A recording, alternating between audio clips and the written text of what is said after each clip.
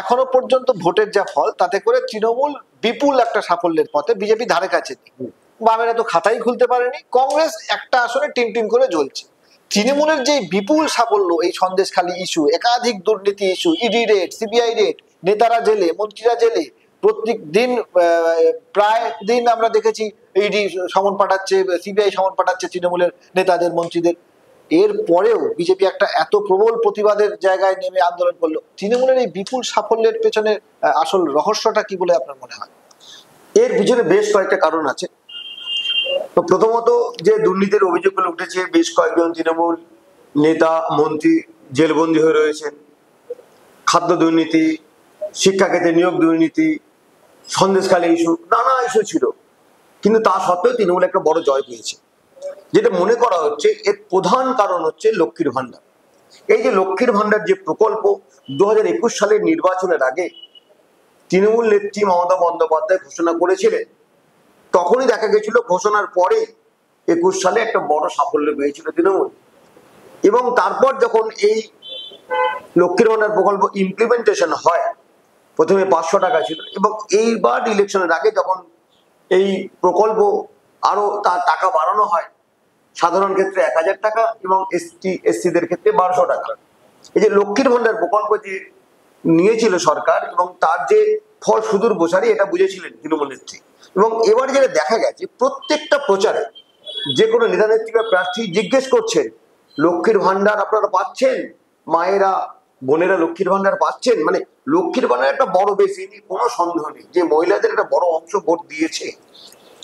এইবার যেটা আরেকটা বিষয় প্রচারে দেখা গেছে, যে অভিষেক বন্দ্যোপাধ্যায় যখন প্রচার করছেন, কোচবিহারের এক বিজেপি নেত্রী একটা কণ্ঠস্বর মোবাইলে শোনাচ্ছেন, উনি বলছেন লক্ষ্মীর ভান্ডার প্রকল্প বিজেপি এলে বন্ধ হয়ে যাবে। এরকম একটা অডিও কণ্ঠস্বর প্রায় প্রতিটা মিটিং এ অভিষেক বন্দ্যোপাধ্যায় শুনিয়েছে, যে ওরা এলে লক্ষ্মীর ভান্ডার বন্ধ হতে পারে। তৃণমূল কংগ্রেসের এই যে লক্ষ্মীর ভান্ডার প্রকল্প, এটা একটা বড় মাইলেজ দিয়েছে, এ নিয়ে কোনো সন্দেহ নেই। দ্বিতীয়ত, যেটা ভোটে যে থাবা বসানোর ব্যাপার, কংগ্রেস বা সিপিএম বড় ভাই বসায় ভেবেছিল, যেটা সাগরদিঘি উপনির্বাচনে আমরা দেখেছিলাম, যে সেখানে একটা বড় ব্যবধানে কংগ্রেস প্রার্থী জিতেছিল। কিন্তু পরবর্তী ক্ষেত্রে এই সংখ্যালঘু ভোট ব্যাংক যে কিভাবে ধরে রাখতে হয়, সেটা কিন্তু তৃণমূল চেষ্টা করেছে এবং সফল। এই সংখ্যালঘুরা কিন্তু বেশিরভাগ এবারও তৃণমূলের পাশে থেকেছে। এটা জয়ের দ্বিতীয় কারণ। তৃতীয় যে কারণ বলা যেতে পারে, এর আগে আমরা যখন দেখেছি যে বিজেপির যেসব নেতা নেত্রী ছিলেন, যারা লড়াকু নেতা নেত্রী, দীর্ঘদিন আন্দোলন করেছেন, পথ অবরোধ করেছেন, রাস্তায় শুয়ে পড়েছেন, এই ধরনের যে নেতা নেত্রীরা ছিল, তারা কিন্তু বিজেপিতে অবহেলিত। অনুপম হাজরা থেকে শুরু করে অনেক নেতা বা নেত্রী যারা রয়েছেন বিজেপি, তারা কিন্তু ঘরে বসে গেছেন এবং প্রচুর কর্মী বসে গেছেন, হাজার হাজার কর্মী বসে গেছেন। এইটা কিন্তু বিজেপি নেতৃত্ব ভেবেছিল যে এরা বসে গেলেও আমাদের যে ভোটের যে উদ্ধার হয়ে যাবো আমরা, এটা কিন্তু বিজেপি নেতৃত্ব ভেবেছিল। কিন্তু এই নেতা বা কর্মীরা ভোটের কাজে করেনি বা এদেরকে কাজে লাগানো হয়নি। এইটা কিন্তু বিজেপির যে সাংগঠনিক দুর্বলতা, এটা কিন্তু তৃণমূলের ক্ষেত্রে অনেক লাভ হয়েছে। পাশাপাশি তৃণমূলের যে সংগঠন, মজবুত সংগঠন, সেখানে বিজেপি বা কংগ্রেস সিপিএম ধারে কাছে নেই। এই যে সাংগঠনিক যে ক্ষমতা, সেটাও যে প্রয়োজন হয় একটা ভোট করাতে গেলে, সেটাও কিন্তু এই নির্বাচনে তৃণমূল দেখিয়ে দিল। এবং এটা কিন্তু খুব স্বাভাবিক বিষয় যে সংগঠন প্রয়োজন, কর্মীর প্রয়োজন, যেটা কিন্তু বিরোধীদের নেই। সেইটাও কিন্তু এক্ষেত্রে তৃণমূলের লাভ হয়েছে।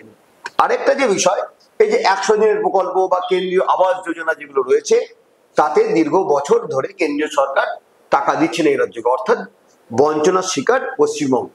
এই বাংলায় যে বঞ্চনার শিকার, এটা কিন্তু প্রত্যেকটা মিটিংয়ে, তার আগে দীর্ঘ আন্দোলন, দিল্লিতে গিয়ে আন্দোলন, এটা মানুষকে বোঝাতে তৃণমূল কংগ্রেস সক্রিয় ছিল এবং সচেষ্টও হয়েছে। এই যে কারণগুলো, এই যে মূল যে কারণগুলো বোঝা যাচ্ছে, এই কারণগুলো কিন্তু একটা অন্যতম বিষয় তৃণমূলের সাফল্যের পেছনে। যার কারণে যেটা দেখা যাচ্ছে, যে বিষয়গুলো ছিল দুর্নীতির অভিযোগ, খাদ্য ক্ষেত্রে দুর্নীতি, শিক্ষা ক্ষেত্রে দুর্নীতি, নিয়োগ দুর্নীতির মধ্যে কথা, সেগুলো কিন্তু ঢাকা পড়ে গেছে। অভিষেক বন্দ্যোপাধ্যায়ের কেন্দ্র ডায়মন্ড হারবার, এখনো পর্যন্ত যা ট্রেন্ড এখন বলাটা ঠিক হয়তো হচ্ছে না, এখন প্রায় 6.5 লাখ ভোটে সম্ভবত তার কাছাকাছি কোনো একটা সংখ্যায় অভিষেক বন্দ্যোপাধ্যায় জিততে চলেছেন। অভিষেকের এই বিপুল সাফল্য, এর পেছনে তোমার মনে হয় অভিষেক যে জিতছেন এটা অনেকাংশেই একটা ধারণা করা গিয়েছিল, কিন্তু এত বড় একটা মার্জিনে জয় এটা কোন অঙ্কে সম্ভব হলো? তাহলে কি সেখানে বিজেপি কিছু ভোট পেল না? বামেরা তাদের যুব নেতা প্রতিকূলকে দাঁড় করিয়ে একটা বিরাট লড়াই দেবে ভেবেছিল, তাতে করে কি ভোটটা বিরাট অঙ্কে ভাগ হলো না? সেই কারণে এত তৃণমূলের এই মার্জিনটা বাড়ার কারণ কি? কারণ এখানেও কয়েকটা বিষয় আছে। অভিষেক বন্দ্যোপাধ্যায় যেটা দেখা যাচ্ছে যে এখন 6,49,883 ভোটে এগিয়ে রয়েছে, রেকর্ড ভোট। এই রাজ্যে অনিল বসু আরামবাগ থেকে জিতেছিলেন 5 লাখের বড় ভোটে। তারপর এই ভোটটা রেকর্ড, এবং সম্ভবত এবারে লোকসভা নির্বাচনে দেশের রেকর্ড হতে চলেছে অভিষেকের এই জয়ের ব্যবধান। প্রথমত, এই যে ডায়মন্ড হারবার কেন্দ্রে বিজেপি যে লড়াই করবে, প্রার্থী দেবে, এই প্রার্থী দিতে বিজেপি দীর্ঘ সময় নিয়েছে। কে প্রার্থী হবেন, কে হচ্ছেন, এই নিয়ে দীর্ঘ বিতর্ক। শোনা যাচ্ছিল যে কাউকে প্রার্থী করতে গেলে তিনি হতে চাইছেন না, বা একে প্রার্থী করা যাবে না। দীর্ঘদিন এটা নিয়ে একটা চর্চাও চলছিল রাজনৈতিক মহলে। তাহলে কি কোনো সেটিং আছে যে বিজেপি প্রার্থী দিচ্ছে না? দেখা গেল একেবারে শেষ মুহূর্তে সেই জেলার একজন বিজেপি নেতা অভিজিৎ দাস, তাকে বিজেপি প্রার্থী করে। তারপর ওখানে প্রতিকূল ছিল সিপিএম এর প্রার্থী যুব নেতা। কিন্তু যেটা দেখা যাচ্ছে যে সেখানে ওখানে একটা অভিষেক বন্দ্যোপাধ্যায় নিজেরাই অনেক প্রকল্প চালু করেছে, যে বৃদ্ধদের মান্থলি একটা টাকা দিচ্ছে, সেটা সরকারের বাইরে গিয়ে অনুদানের মতো। এছাড়া ডায়মন্ড হারবারের সাংগঠনিক দিক থেকে সিপিএম বা বিজেপির থেকে কয়েক গুণ শক্তিশালী হচ্ছে তৃণমূল কংগ্রেস। এবং অভিষেক বন্দ্যোপাধ্যায়ের টার্গেটই ছিল যেখানে একটা বিপুল ব্যবধানে জয়। এবং এরই পাশাপাশি কিন্তু বিরোধীদের একটা অভিযোগ ছিল যে সেখানে তারা নির্বাচনী প্রচারে কাজ করতে পারছেন না, বা রাজনৈতিক একটা অশান্তি বা একটা প্রেশার তাদের উপর কাজ করেছে, যার কারণে তারা কাজ করতে পারেনি। এরপর অভিযোগ তারা তুলেছেন বিজেপি এবং সিপিএম। কিন্তু যেটা দেখা গেল শেষমেশ 6.5 লক্ষ ভোটের ব্যবধানে অভিষেক এগিয়ে দিচ্ছে।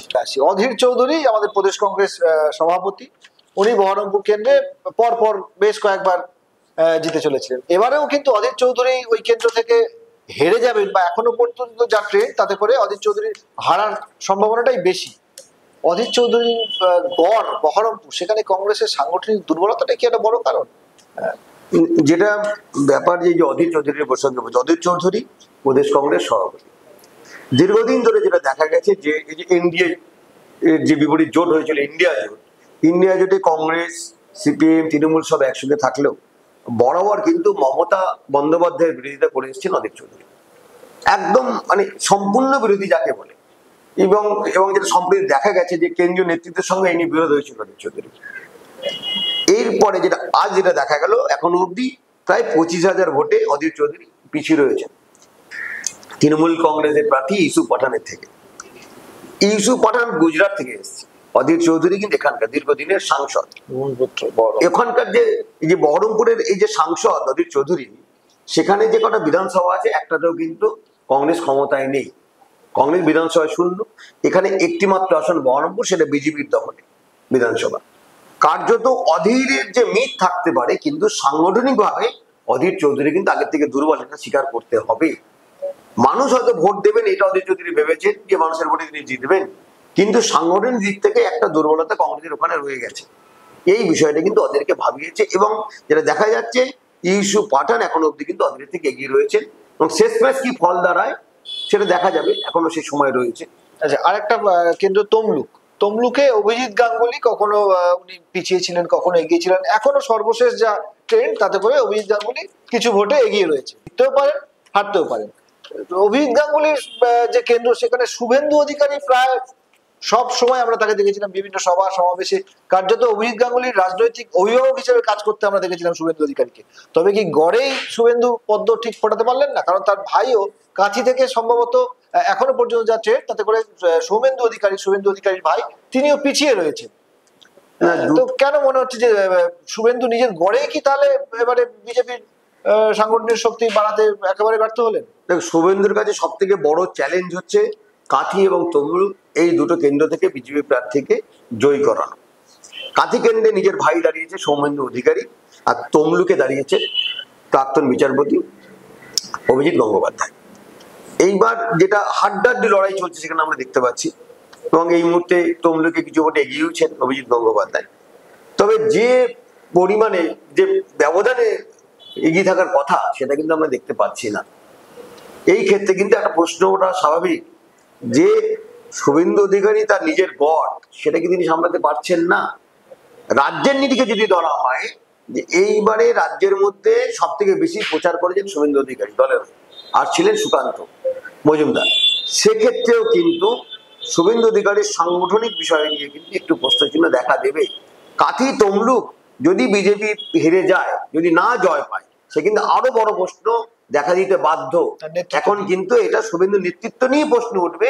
সেই কারণেই কিন্তু কাথি এবং তমলুক বিজেপির জয় শুভেন্দু এখন মনে প্রাণে চাইছেন, নাহলে কিন্তু শেষ ঘুটিটাও কিন্তু শুভেন্দুকে হারাতে হবে, যে নিজের গড় রক্ষা করতে পারলেন না শুভেন্দু। এরা কিন্তু এই লোকসভা ভোটের আগে থেকে বা নির্বাচন পর্বেও আমরা বহুবার দেখেছি, বামেরা একটা সম্ভাবনা দেখছিল যে পঞ্চায়েত ভোটটা তাদের হিসেবে ছিল, যে পঞ্চায়েত ভোটে বেশ কিছু জায়গায় বামেরা খানিকটা হলেও ভালো ফল করেছিল।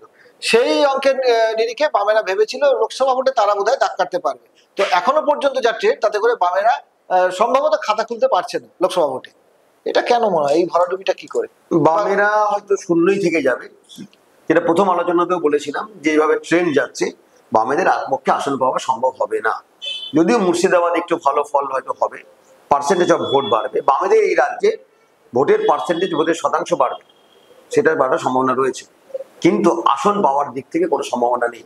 বামেদেরও সেই একই পরিস্থিতি, সেই সাংগঠনিক দুর্বলতা, যদিও যুবদের সামনে নিয়ে এসছে, কিন্তু ভোট করানোর যে লোকজন, লোকবল, সেটা কিন্তু বামেদের এখনো হয়নি। এবং সংখ্যালঘু ভোটটাও যে ব্যাপকভাবে তারা পাবে, সেই পরিস্থিতিও কিন্তু বামেরা তৈরি করতে পারেনি।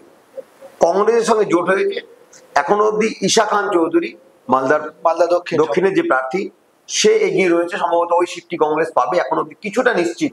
কিন্তু তার বাইরে বাম কংগ্রেসের পক্ষে হয়তো সিট পাওয়া সম্ভব নয়। এখনো বহরমপুর কেন্দ্রটা শেষ অব্দি গণনা অব্দি বোঝা যাবে, কিন্তু সিপিএম এর পক্ষে বা বামেদের পক্ষে আর কোনো সিটের জয়ের কোনো সম্ভাবনা দেখা যাচ্ছে না।